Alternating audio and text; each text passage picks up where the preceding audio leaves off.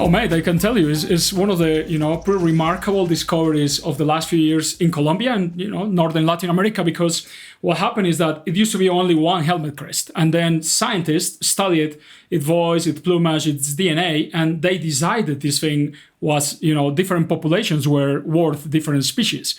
So from one species, from the point of view of tourism, for example, we came up to have 3 species. We have different helmetcrests now in Santa Marta, in the Eastern Andes, and in the Central Andes, and Venezuela have their own helmetcrest. So this kind of, increases our bird numbers and the desire of people to come and see it. But also, from the point of view of a more scientifically approach, this bird apparently, not a lot of people have gone up there, probably... We were saying the other day, 30, 40 people, you think, Chris, have been up there watching this blue-bearded helmetcrest?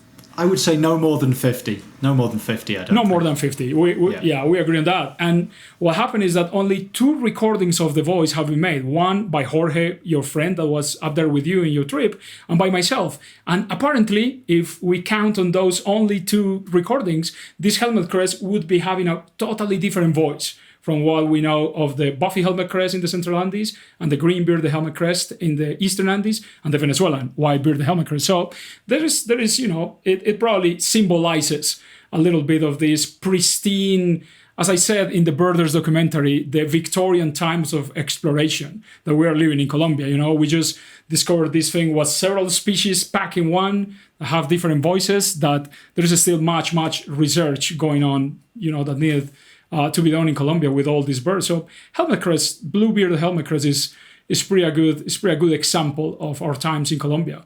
It bears emphasizing how remote this region of Colombia is. This is the Sierra Nevada de Santa Marta Mountains, which we can show a little map on the screen now. This is a standalone little mountain range on the Colombian Caribbean coast, the highest coastal mountain range on Earth, I believe, and an area which, beyond a certain altitude, is really underexplored by science, by outside visitors.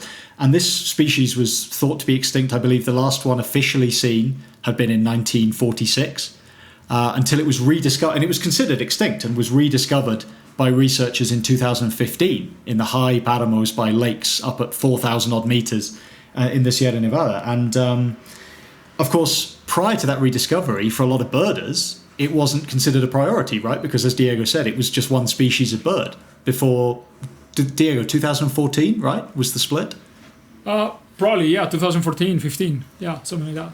And I was up there in January 2018, I think, and it's a long walk. I mean, it's 50, 60 odd kilometers over about 4 or 5 days, up from 1,500 meters to about 4,000 in 2 days. Big changes in altitude, in temperature, in environment, everything. It's like, it's one of the places where in the less area, in the less hectares, the biggest amount of diversity in plants, birds, mammals, reptiles, insects is packed. So you don't want to lose places like Santa Marta Mountains. They are absolutely irreplaceable.